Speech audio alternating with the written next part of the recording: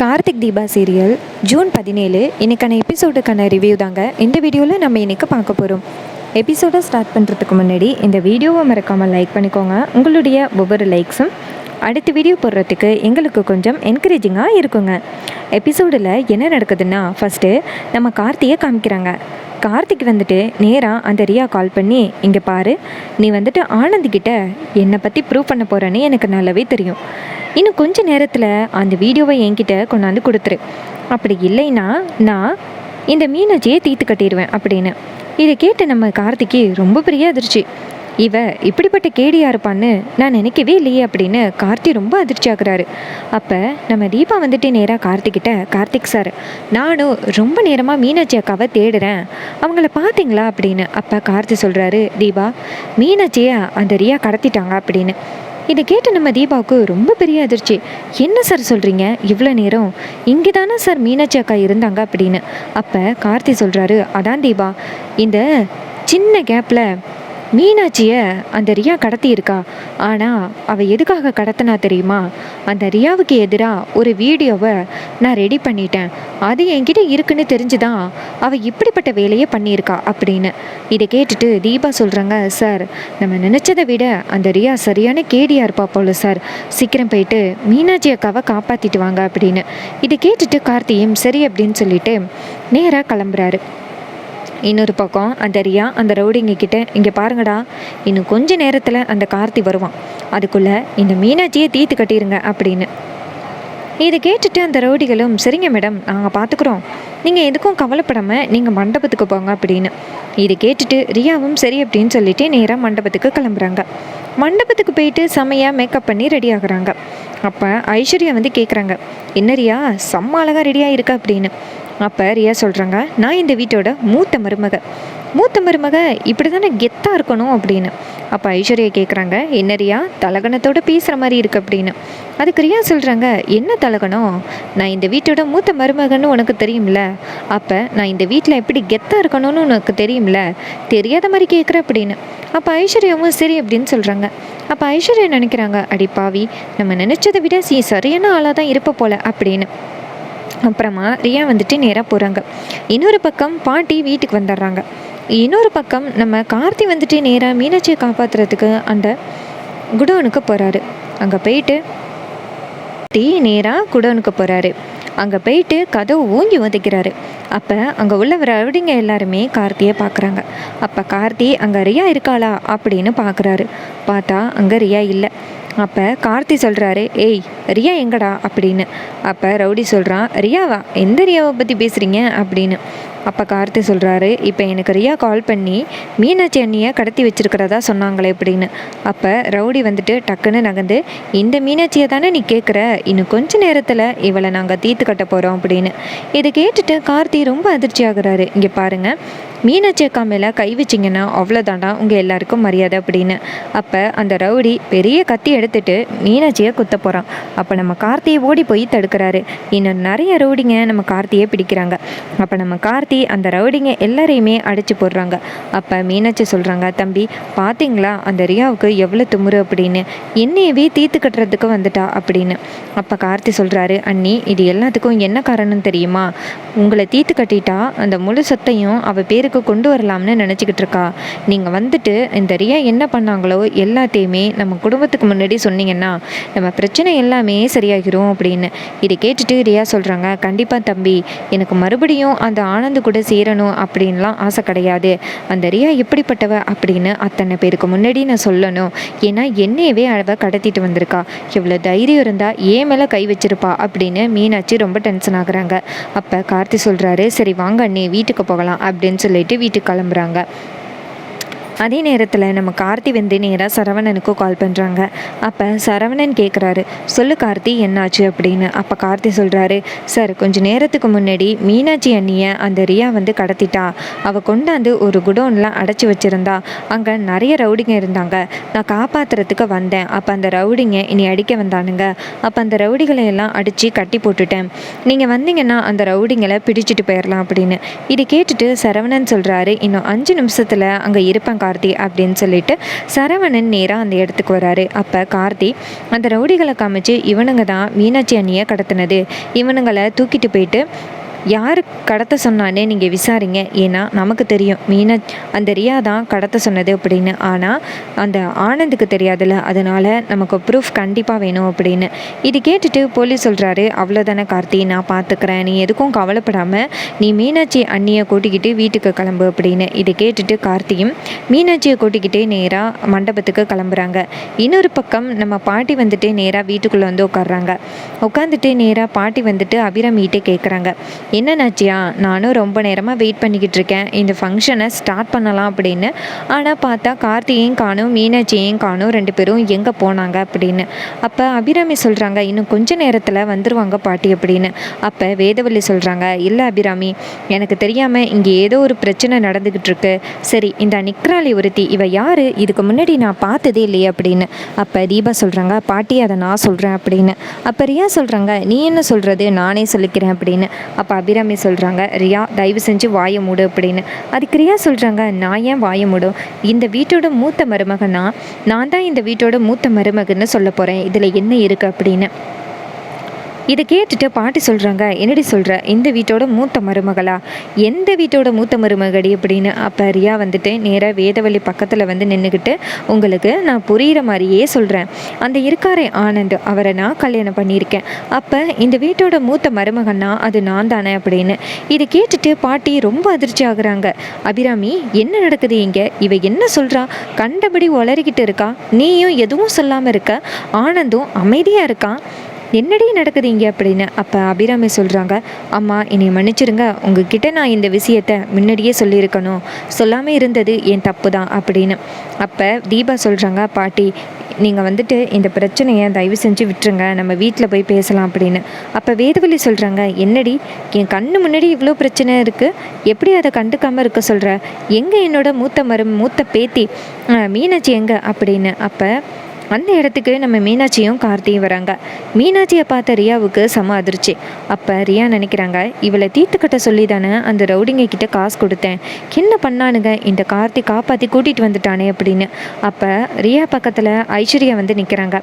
அப்போ ரியா சொல்கிறாங்க, என்ன இது, இந்த மீனாட்சியை தீர்த்துக்கட்ட சொல்லி தான் அந்த ரவுடிங்க கிட்ட காசு கொடுத்தேன், அவனுங்க என்ன பண்ணிட்டு இருக்கானுங்க அப்படின்னு. அப்போ ஐஸ்வர்யா சொல்கிறாங்க, நீ கார்த்தி சாதாரண ஆளுன்னு நினச்சிக்கிட்டு இருக்க, ஆனால் அவன் எவ்வளோ பெரிய கேடின்னு எனக்கு தெரியும், அதனால தான் நான் அவன்கிட்ட எச்சரித்தேன், அந்த கார்த்திக்கிட்ட கொஞ்சம் உஷாராக இருந்துக்க அப்படின்னு. ஆனால் நான் சொன்னது கேட்காம நீ இப்படி ஒரு மிஸ்டேக்காக பண்ணிட்ட, இன்னும் கொஞ்ச நேரத்தில் நீ மாட்ட போகிற அப்படின்னு. இதை கேட்ட ரியாவுக்கு கொஞ்சம் பயம் தாங்க முடியலை. அப்போ மீனாட்சி வந்துட்டு நேராக ரியாவை மறைக்கிறாங்க. அப்போ வேதவள்ளி பாட்டி நேராக மீனாட்சியை பார்த்து, அம்மாடி மீனாட்சி, எங்கம்மா போனேன், காலையிலேருந்து வந்ததுலேருந்து தேடுறேன், மீனாட்சியையும் கார்த்தியையும் 2 பேருமே காணும், இங்கே தான் போனீங்க அப்படின்னு. அப்போ கார்த்தி சொல்கிறாரு, பாட்டி ஒரு முக்கியமான வேலையாக வெளியில் போயிட்டேன் அப்படின்னு. அப்போ வேதவள்ளி பாட்டி நேராக மீனாட்சி பக்கத்தில் வந்து நிற்கிறாங்க. அப்போ மீனாட்சியோட கழுத்தில் தாலி இல்லாத பார்த்துட்டு நம்ம வேதவள்ளி ஷாக் ஆகுறாங்க. ஏய், கல்யாணமான பொண்ணு என்னடி கழுத்தில் தாலி இல்லாமல் இருக்கா அப்படின்னு. அப்போ இன்னொரு பக்கம் ரியா சொல்கிறாங்க, அவள் இந்த வீட்டோட மூத்த மருமக கிடையாது, ஆனந்த வேணான்னு சொல்லிட்டா, நான் தான் ஆனந்த கல்யாணம் பண்ணியிருக்கேன், முதல்லேருந்து சொல்லிக்கிட்டு இருக்கேன், நான் தான் இந்த வீட்டோட மூத்த மருமக அப்படின்னு, கொஞ்சம் கூட எதையுமே காதில் வாங்காமல் இருக்கீங்க அப்படின்னு. அப்போ வேதவள்ளி சொல்கிறாங்க, ஏய் ஆனந்த், இங்கே என்ன நடக்குது, தயவு செஞ்சு எனக்கு புரிய வைங்க அப்படின்னு. அப்போ அபிராமி சொல்கிறாங்க, பாட்டி இது மாதிரி ஆனந்த் வந்துட்டு யாருக்கும் தெரியாமல் 2வது கல்யாணம் பண்ணிட்டு வந்துட்டான், இதனால் கோவப்பட்ட மீனாட்சி தாலியை கட்டி ஆனந்தோட முகத்தில் வீசிட்டா, வீட்டை விட்டு போகிறேன் அப்படின்னு சொல்லி தான் கிளம்புனா, நான் தான் கெஞ்சி அவளை கெஸ்ட் ஹவுஸில் தங்க வச்சுருக்கேன் அப்படின்னு. இது கேட்ட வேதவள்ளி சொல்கிறாங்க, அபிராமி, இந்த வீட்டில் எவ்வளோ பெரிய அநியாயம் நடந்திருக்கு, நீ எதுவுமே சொல்லாமையா இருக்க, இந்த ரியாவை அப்பயே அடித்து துரத்த வேண்டியது தானே அப்படின்னு. அப்போ அபிராமி சொல்கிறாங்க, நான் அந்த ரியாவை வீட்டை விட்டு துரத்தலான்னு தான் நினச்சேன், ஆனால் ஆனந்த் வந்துட்டு ரியாவை வீட்டை விட்டு துரத்துனா இந்த வீட்டோட சொத்து எனக்கு வேணும்னு ரொம்ப பிரச்சனை பண்ணா, அதான் எனக்கு என்ன சொல்கிறதுனே தெரியல பாட்டி அப்படின்னு. அப்போ வேதவள்ளி சொல்கிறாங்க, இங்கே பாரு ரியா, உனக்கும் இந்த வீட்டுக்கும் எந்த சம்மந்தமும் இல்லை, மரியாதையாக கிளம்பு அப்படின்னு. அதுக்கு ரியா சொல்கிறாங்க, நான் இந்த வீட்டை விட்டு கிளம்புறதா இருந்தால் ஆனந்தையும் சேர்த்து கூப்பிடுவேன், ஆனந்த் இந்த வீட்டை விட்டு கிளம்புற மாதிரி இருந்தால் நான் ஆனந்துக்கிட்ட கண்டிப்பாக வந்துட்டு சொத்தை பிரித்து கேட்பேன் அப்படின்னு. இதை கேட்டு நம்ம வேதவழி சொல்கிறாங்க, அம்மாடி ஆளு தான் அப்படி இருக்கன்னு பார்த்தா உன் பேச்சு பயங்கரமாக இருக்கே அப்படின்னு. அப்போ நம்ம வேதவள்ளி பாட்டி நேராக ஐஸ்வர்யாவை பார்த்து, என்னடி இந்த கூட்டு கலவாணியோடு சேர்ந்து நிற்கிற, உனக்கு இதில் ஏதாவது சம்மந்தம் இருக்கா அப்படின்னு. அப்போ ஐஸ்வர்யா சொல்கிறாங்க, ஐயோ பாட்டி, இவளுக்கும் எனக்கும் எந்த சம்மந்தமும் இல்லை அப்படின்னு சொல்லிட்டு ஐஸ்வர்யா அந்த இடத்துலேருந்து எஸ்கேப் ஆகுறாங்க. அப்போ ரியா நினைக்கிறாங்க, அடிப்பாவி, கொஞ்ச நேரத்துக்குள்ள உனக்கும் எனக்கும் எந்த சம்மந்தமும் இல்லைன்னு சொல்லிட்டு எஸ்கேப் ஆகுறியே அப்படின்னு. அதே நேரத்தில் நம்ம கார்த்தி சொல்கிறாரு, பாட்டி, நாங்கள் வந்துட்டு ஆனந்தோட இந்த தப்பை நாங்கள் என்றைக்குமே ஆதரிக்கவே இல்லை. ஆனந்த் பண்ணது தப்புன்னு புரிய வைக்கிறதுக்காக தான் நாங்கள் போராடிட்டு இருக்கோம். இன்ஃபேக்ட் அந்த ரியா வந்துட்டு அந்த ஆனந்த் நினைக்கிற அளவுக்கு நல்லவளும் கிடையாது அப்படின்னு. அப்போ ஆனந்த் சொல்கிறாரு, கார்த்தி, நீ அன்னையிலேருந்து இதையே தான்ப்பா சொல்லிக்கிட்டு இருக்க, இது மாதிரி ரியா நல்லவ இல்லை அப்படின்னு. அதோட ரியாவோட ஹஸ்பண்டும் என்கிட்ட நேரடியாக வந்து சொன்னார், ரியா நல்லவ இல்லை அப்படின்னு. ஆனால் எனக்கு ரியாவை பற்றி தெரியும். நான் ரியாவை உயிருக்கு உயிராக லவ் பண்ணுறேன். காலேஜில் நானும் ரியாவும் உயிருக்கு உயிராக லவ் பண்ணோம். ஆனால் அதுக்கப்புறம் எங்கள் அம்மாவோட பிடிவாதத்தினால தான் இந்த மீனாட்சியை கல்யாணம் பண்ணுற மாதிரி வந்துருச்சு. 10 வருஷத்துக்கு அப்புறம் ரியாவை நான் ஒரு நாள் சந்தித்தேன். ரியாவோட லைஃப் நல்லா இல்லைன்னு எனக்கு புரிஞ்சு போச்சு. ரியாவோட ஹஸ்பண்ட் ரியாவை ரொம்ப கொடுமைப்படுத்தி இருக்கான். அதை பார்த்துட்டு தான் எனக்கு ரொம்ப சங்கடமாக போச்சு. ஒருவேளை நான் எங்கள் அம்மாவை எதிர்த்து ரியாவை கல்யாணம் பண்ணியிருந்தா இன்றைக்கி நானும் ரியாவும் சந்தோஷமாக இருந்திருக்கணும். ஆனால் எங்கள் அம்மாவோட பேச்சு கேட்டதுனால தான் நான் ரியாவோட லைஃப் அப்படி போகிறதுக்கு காரணமாக போயிட்டேன். அதனால தான் நான் ரியாவுக்கு லைஃப் கொடுத்தேன் அப்படின்னு. இதை கேட்டுட்டு நம்ம கார்த்தி சொல்கிறாரு, பார்த்தீங்களா பாட்டி, அவனுக்கு நல்லதை புரிய வைக்கலாம் அப்படின்னு பார்த்தா கண்டதையும் பேசி எங்கள் வாயை அடைக்கிறதுலையே இருக்கான் அப்படின்னு. அப்போ வேதவழி சொல்கிறாங்க, ஏன்பா ஆனந்த், அந்த பொண்ணுக்கு துரோகம் பண்ணிட்டேன்னு நீ வருத்தப்படுறியே, ஆனால் உன்னையே நம்பி 10 வருஷமாக உன் கூட குடும்பம் நடத்தினாலே மீனாட்சி, அவளுக்கு துரோகம் பண்ணியிருக்கியே, அது உனக்கு பெரிய விஷயமா தெரியலையாப்பா அப்படின்னு.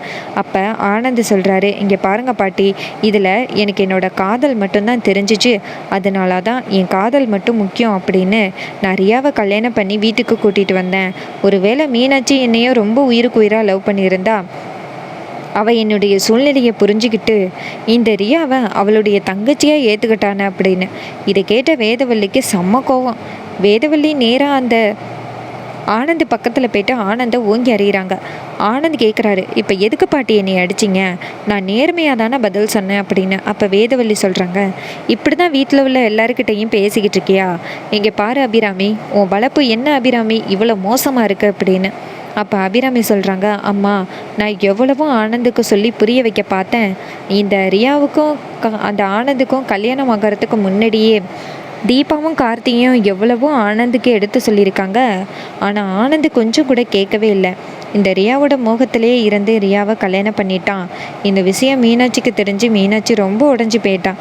உன்ன மாதிரி மனுஷன் கூட நான் ஏன் வாழணும் அப்படின்னு தான் அந்த மீனாட்சி தாலியை கட்டி ஆனந்தோட முகத்தில் வீசிட்டு போயிட்டா அப்படின்னு.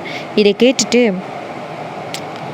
கேட்டுட்டு நம்ம வேதவல்லி சொல்கிறாங்க, இங்கே பாருமா மீனாட்சி, எவ்வளோ தப்பு பண்ணாலும் இந்த மாதிரி தாலியில் கோவத்தை காட்டுறது ரொம்ப தப்புமா அப்படின்னு.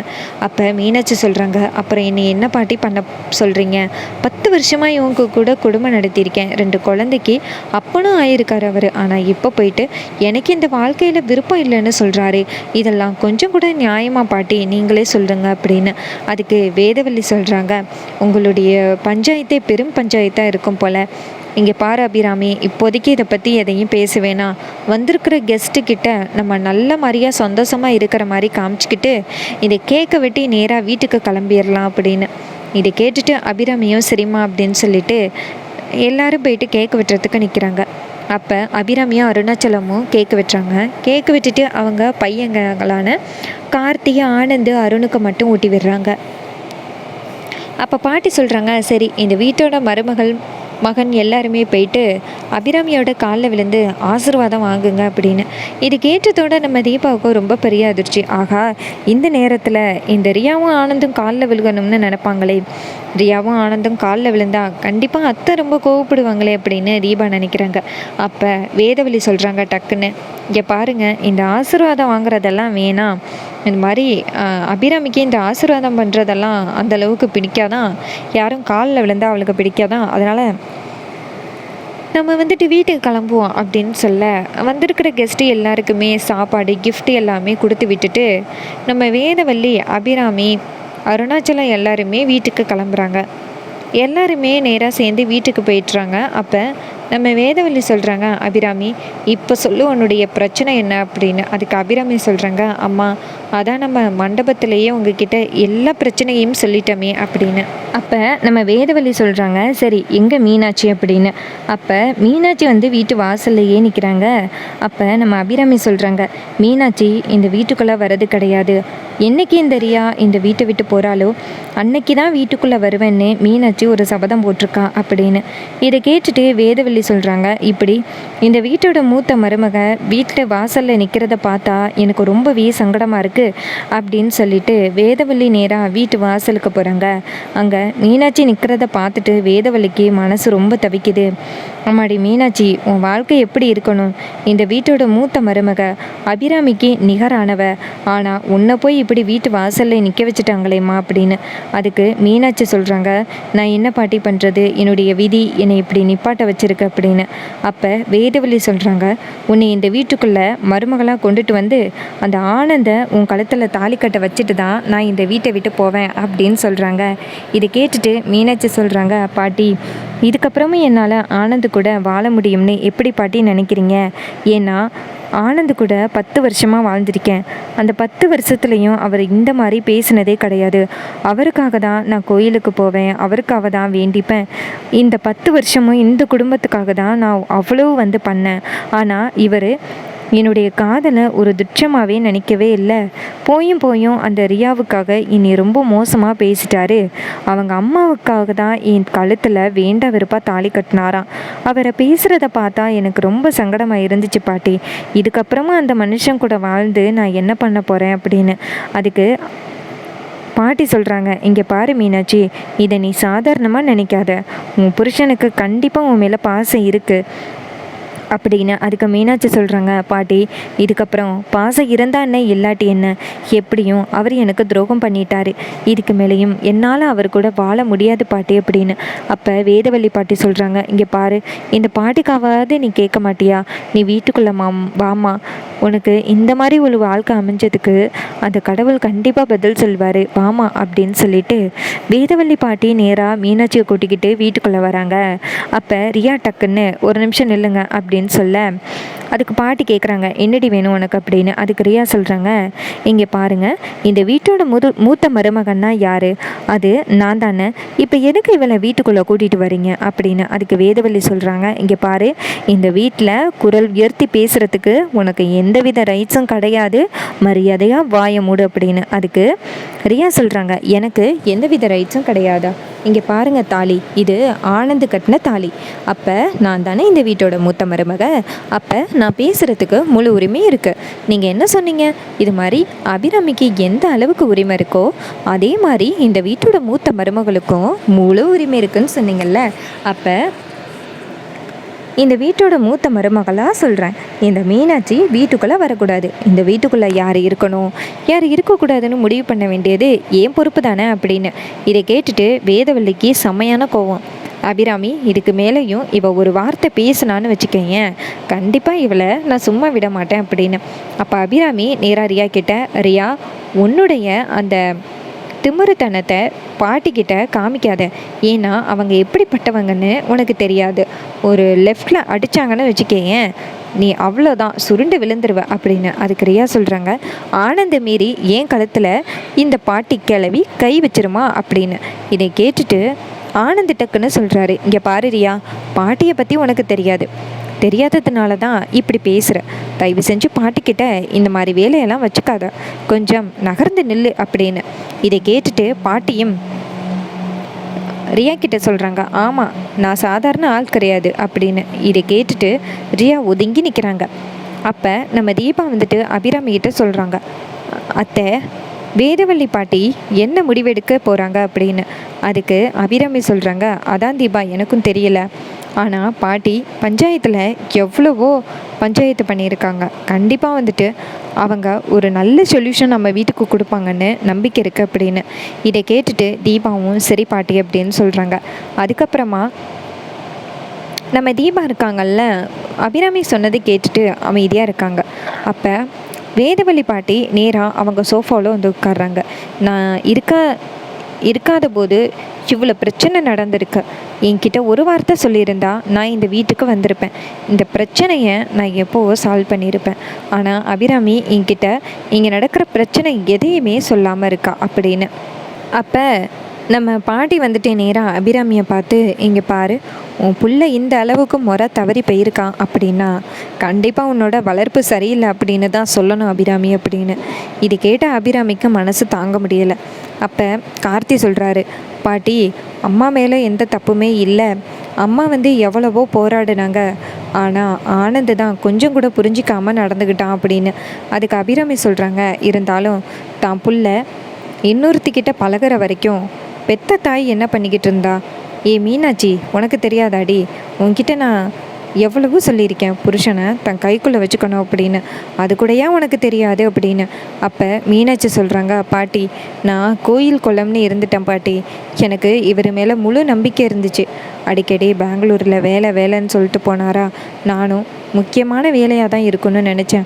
ஆனால் இந்த அளவுக்கு முக்கியமான வேலையாக இருக்குன்னு நான் நினைக்கல பாட்டி அப்படின்னு. இதை கேட்டுட்டு பாட்டி சொல்கிறாங்க, ஏமாடி மீனாட்சி, நீ எதுக்கும் கவலைப்படாத.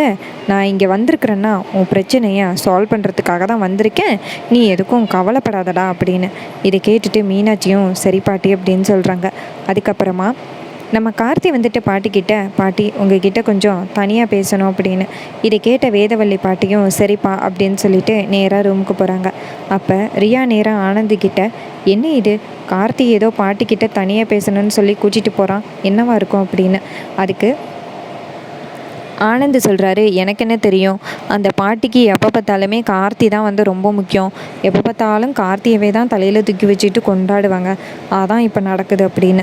அதுக்கு விரியா சொல்கிறாங்க, இங்கே பாருங்கள், அந்த பாட்டிக்கு எவ்வளோ சொத்து இருக்கும் தோராயமா அப்படின்னு. அதுக்கு ஆனந்த் சொல்கிறாரு, அதெல்லாம் பாட்டிக்கு இங்கே உள்ள சொத்தை விட ரொம்ப அதிகமான சொத்துப்பா அப்படின்னு.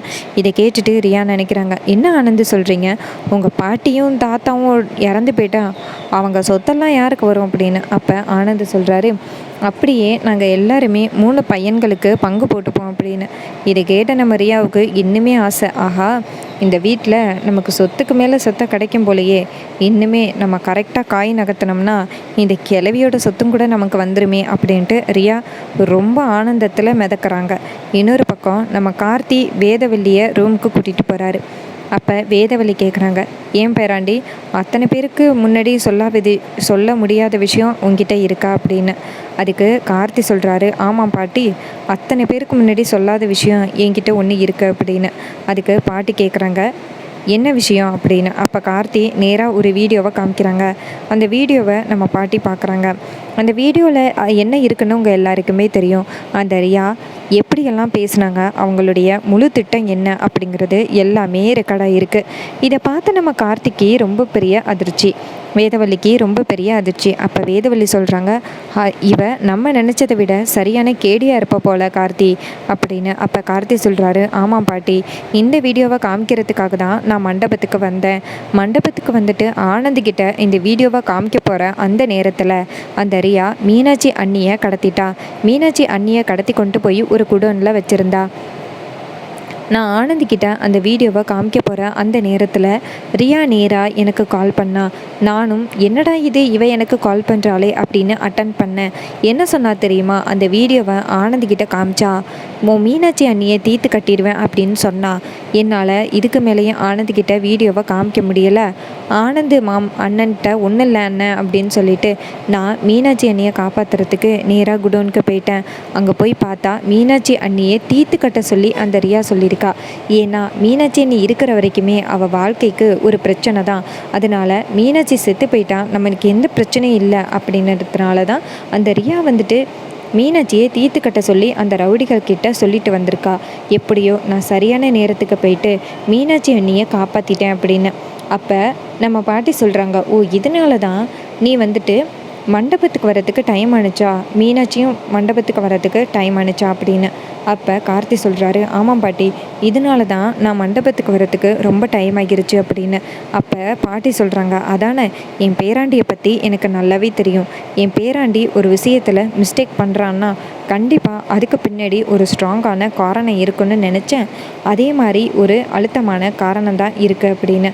அப்போ கார்த்தி சொல்கிறாரு, பாட்டி இதுக்கு மேலேயும் நீங்கள் என்ன முடிவெடுக்க போகிறீங்க அப்படின்னு. அப்போ வேதவள்ளி சொல்கிறாங்க, சரி வா இந்த வீடியோவை இப்போ எல்லாருக்கும் முன்னாடியிலையுமே போட்டு காமிப்போம் அப்படின்னு.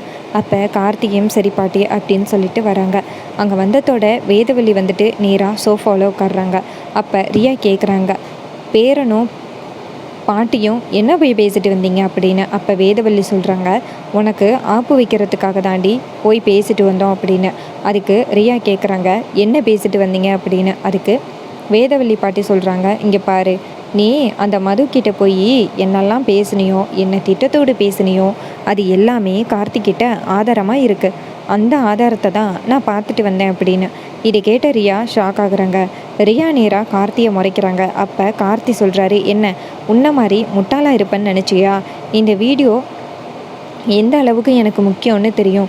இந்த வீடியோ எடுக்கிறதுக்கு நான் எவ்வளோ கஷ்டப்பட்டேன்னு எனக்கு தெரியும். அதனால தான் இந்த வீடியோவை நான் நீ சொன்ன விஷயத்துக்காக சாக்ரிஃபைஸ் பண்ணலை, சேஃபாக எடுத்து வச்சிட்டேன் அப்படின்னு. இதை கேட்டுட்டு ரியா முறைக்கிறாங்க. அப்போ ஆனந்த் கேட்குறாரு, என்ன பாட்டி, என்ன வீடியோ, எதுக்காக இப்போ எல்லாருமே வந்து ரியாவை டார்கெட் பண்ணுறீங்க? நானும் ரியாவும் சந்தோஷமாக சேர்ந்து வாழ்கிறது உங்களுக்கு பிடிக்கிறியா? இந்த வீட்டை விட்டு போக சொல்லுங்கள், நான் இந்த வீட்டை விட்டு ரியாவை கூட்டிக்கிட்டு போயிட்டே இருக்கேன் அப்படின்னு. அப்போ ரியா நல்லவ மாதிரி பேசுகிறாங்க. அப்படி சொல்லுங்கள் ஆனந்த், உங்களுக்காக தான் நான் இந்த வீட்டுக்கு வந்தேன். அதை விட்டுட்டு இந்த கார்த்தி சொத்து தான் முக்கியம், சொத்து தான் முக்கியம்னு நான் சொல்கிறேன்னு சொல்லிக்கிட்டே இருக்கான். நான் அவனை எந்த அளவுக்கு லவ் பண்ணுறேன்னு சொல்லு ஆனந்த் அப்படின்னு. அப்போ ஆனந்த் சொல்கிறாரு, ஆமாம் ரியா, நீ எந்த அளவுக்கு என்னை விரும்புகிறேன்னு தெரியும். இவங்க சொல்கிறாங்க அப்படிங்கிறதுக்காகலாம் உன்னை அவ்வளோ சீக்கிரம் நான் விட்டு கொடுத்துட மாட்டேன் அப்படின்னு. அப்போ வேதவள்ளி சொல்கிறாங்க, ஆனந்த், உன்னோட பேச்சுக்கு கொஞ்சம் முற்றுப்புள்ளி வை. ஏன்னா அவள் எந்த அளவுக்கு ஃப்ராடு வேலை பண்ணியிருக்கான் அப்படிங்கிறது இந்த வீடியோவில் தெரியும் அப்படின்ட்டு வீடியோவை எடுத்து காமிக்கிறாங்க. அதை பார்த்துட்டு நம்ம ஆனந்த் கேட்குறாரு, இதில் என்ன ரியா இருக்கா அப்படின்னு. அப்போ வேதவள்ளி சொல்கிறாங்க, கொஞ்சம் பெரிய ஸ்க்ரீனாக யூஸ் பண்ணுவோமா அப்படின்ட்டு. வேதவள்ளி பாட்டி நேராக கார்த்திக்கிட்ட, கார்த்தி இந்த வீடியோவை அப்படியே அந்த பெரிய டிவியில் டெலிகாஸ்ட் பண்ணுப்பா அப்படின்னு. அப்போ நம்ம கார்த்தியும் சரி பாட்டி அப்படின்னு சொல்லிட்டு ஒரு பெரிய டிவி இருக்குது, அந்த டிவியில் போட்டு விடுறாரு. அப்போ அந்த டிவியில் ரியா பேசின எல்லா விஷயங்களும் தொடர்ச்சியாக ஓடிட்டுருக்கு. இதை பார்த்துட்டு ரியா ஷாக் ஆகுறாங்க. அப்போ ஆனந்த் கேட்குறாரு, ரியா இதெல்லாம் என்ன அப்படின்னு. அப்போ அபிராமி சொல்கிறாங்க, அடி பாவி, இவ்வளோ பெரிய திட்டத்தோடு தான் என் வீட்டுக்குள்ளே வந்தியா? நான் கூட ஒரு நிமிஷம் தப்பாக நினச்சிட்டேன், நீ ஆனந்த விரும்பினதுனால தான் இந்த வீட்டுக்குள்ளே வந்த அப்படின்னு. அதுக்கு ஆனந்த் சொல்கிறாரு, என்ன ரியா, நான் உன்னை எந்த அளவுக்கு முழுசாக லவ் பண்ணேன், காலேஜில் எல்லாம் உன்னை எந்த அளவுக்கு நான் விரும்பியிருக்கேன், ஆனால் நீ இந்த அளவுக்கு எனக்கு துரோகம் பண்ணியிருக்கே, எதுக்காக ரியா அப்படின்னு. அதுக்கு ரியா சொல்கிறாங்க, சும்மா நிறுத்த ஆனந்த், நான் எதுக்காக இந்த வீட்டுக்குள்ளே வந்தேன்னு உனக்கு தெரியாதா? உன்னுடைய சொத்துக்காக தான் இந்த வீட்டுக்குள்ளே வந்தேன். அப்புறம் எதுக்கு அத்தனை வருஷமாக லவ் பண்ண என் புருஷனை விட்டுட்டு நான் உன் கூட இதுக்கு வரப்போகிறேன் அப்படின்னு. அப்போ ஆனந்த் சொல்கிறாரு, ரியா இதோட நிறுத்து, இனிமேல் நீ இந்த வீட்டுக்குள்ளே இருக்க எந்த வித ரைட்ஸும் கிடையாது அப்படின்னு. அதுக்கு ரியா சொல்கிறாங்க, நான் இந்த வீட்டுக்குள்ளே இருக்கக்கூடாது அப்படின்னா நீ தான் இந்த வீட்டுக்குள்ளே இருக்கக்கூடாது. இங்கே பாரு ஆனந்த், நீ என்னையே தொட்டு தாலி கட்டிட்ட, இதுக்கப்புறம் வந்துட்டு கண்டிப்பாக உன்னை நான் விட்டுட்டு போகிறதுக்கு வாய்ப்பே இல்லை அப்படின்னு. அப்போ கார்த்தி சொல்கிறாரு, ரியா நீ பேசுகிறதுக்கு கொஞ்சம் முற்றுப்புள்ளி வையே, ஏன்னா நீ எந்த அளவுக்கு ஃப்ராடு வேலை பண்ணியிருக்க அப்படிங்கிறது எல்லாமே எங்களுக்கு தெரியும். இன்னொரு விஷயம், மீனாட்சி அண்ணியை கடத்த ட்ரை பண்ணியிருக்க, அதையுமே நான் சரவணன் போலீஸ்கிட்ட கம்ப்ளைண்ட் கொடுத்துட்டேன். இன்னும் கொஞ்ச நேரத்தில் அவர் உன்னைய அரெஸ்ட் பண்ண வந்துடுவார் அப்படின்னு. இதை கேட்டுட்டு ரியா பயப்படுறாங்க. கார்த்தி, நீ என்னுடைய வாழ்க்கையில் ரொம்ப தலையிடுற அப்படின்னு. அப்போ கார்த்தி சொல்கிறாரு, இங்கே பாரு, நீ தான் எங்களுடைய வாழ்க்கையில் தலையிடுற, நாங்கள் எல்லாருமே நிம்மதியாக கூட்டு குடும்பமாக இருந்தோம். நீ வந்த பிறகு தான் எங்கள் வீட்டில் அவ்வளோ பிரச்சனை நடக்குது. இதுக்கு மேலேயும் நீ இந்த வீட்டுக்குள்ளே இருந்தியன்னா கண்டிப்பாக உனக்கு ப்ராப்ளம் தான். உனக்கு 5 நிமிஷம் டைம் கொடுக்குறோம், உன்னுடைய திங்ஸ் எல்லாம் பேக் பண்ணிட்டு வெளில கிளம்பு, இல்லைன்னா சரவணன் போலீஸ் வருவார், உன்னை அரெஸ்ட் பண்ணுவார் அப்படின்னு. இது கேட்டுட்டு ரியா சொல்கிறாங்க, ஆனந்த், அவங்க எல்லாருமே என்னென்னமோ பேசிக்கிட்டு இருக்காங்க, என்ன ஆனந்த் கொஞ்சம் கூட நீ எதுவுமே பேசாமல் அமைதியாக இருக்க அப்படின்னு. அப்போ ஆனந்த் சொல்கிறாரு, ரியா இதுக்கு மேலே பேசுகிறதுக்கு எனக்கு எதுவுமே இல்லை, ஏன்னா நான் உன் மேலே அவ்வளோ நம்பிக்கை வச்சுருந்தேன். ஆனால் நீ என்னுடைய காதலை நீ ஒரு துளி அளவு கூட நினைக்கவே இல்லை, உனக்கு சொத்து மட்டும்தான் முக்கியம்னு இருந்திருக்க. அப்போ உன் கூட இருந்து நான் இனிமேல் என்ன பண்ண போகிறேன், தயவு செஞ்சு என்னை விட்டுரு அப்படின்னு ஆனந்தும் பேசுகிறாரு. அப்போ நம்ம தீபா அங்கேருந்து வந்து ரியா கிட்ட, நான் தான் அப்போவே சொன்னனே, உண்மை மட்டும்தான் ஜெயிக்கும் அப்படின்னு. இதை கேட்டுட்டு ரியா முறைக்கிறாங்க.